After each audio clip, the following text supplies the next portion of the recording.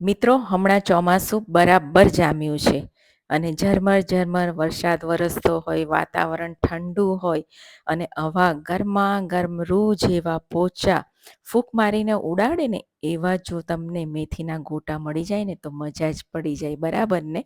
તો ચાલો, જય શ્રી કૃષ્ણ મિત્રો. આજે આપણે એકદમ પોચા રૂ જેવા મેથીના ગોટા બનાવીશું. તો એના માટે મેં મેથી લઈ લીધી છે. મેથીના ગોટા બનાવવા માટે હંમેશા મેથીનો પાંદડાવાળો ભાગ જ લેવાનો, દાંડીવાળો ભાગ નહીં લેવાનો. જો મેં આ રીતે એને તોડી લીધી છે અને હવે આપણે એકદમ ઝીણી ઝીણી સમારી લેવાની છે. 1 કપ જેટલી આપણે મેથી લઈશું. એક મસાલો બનાવી લઈએ. એમાં 1 ચમચી મરી અને 1 ચમચી આખા ધાણાને અધકચરા આપણે વાટીને સાઈડમાં રાખી દઈશું. મેથીને પણ મેં ધોઈને કોરી કરી લીધી હતી અને એને હવે આપણે એક બાઉલમાં લઈ લઈશું. અને સાથે આપણે થોડા ધાણા નાખીશું, વાટેલો મસાલો, અને મેં 4 મરચાંને ઝીણા ઝીણા સમારી લીધા છે. થોડું આદું ક્રશ કરીને નાખીશું. 5 ચમચી જેટલી હિંગ નાખીશું, સ્વાદ મુજબ મીઠું નાખીશું ને અડધી ચમચી ખાંડ નાખીશું અને મેથી સાથે બધા જ મસાલા પહેલે મિક્સ કરી લઈશું. ત્યારબાદ મેં 1 કપ અહીંયા બેસન લીધો છે અને 1 મોટી ચમચી આપણે રવો નાખવાનો છે. એને પણ મિક્સ કરી લઈશું અને જરૂર પડે એટલું પાણી નાખી અને આપણે ઢીલો લોટ બાંધવાનો છે. મેથીના ગોટા જ્યારે પોચા બનાવવાના હોય તો તમારો લોટ ઢીલો હોવો જરૂરી છે. જેટલો લોટ ઢીલો ને એટલા તમારા મેથીના ગોટા પોચા બનશે.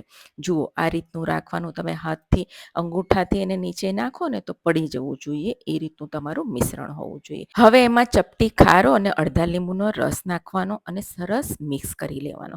વધારે ખારો હશે તો તમારા ભજીયા લાલ થઈ જશે.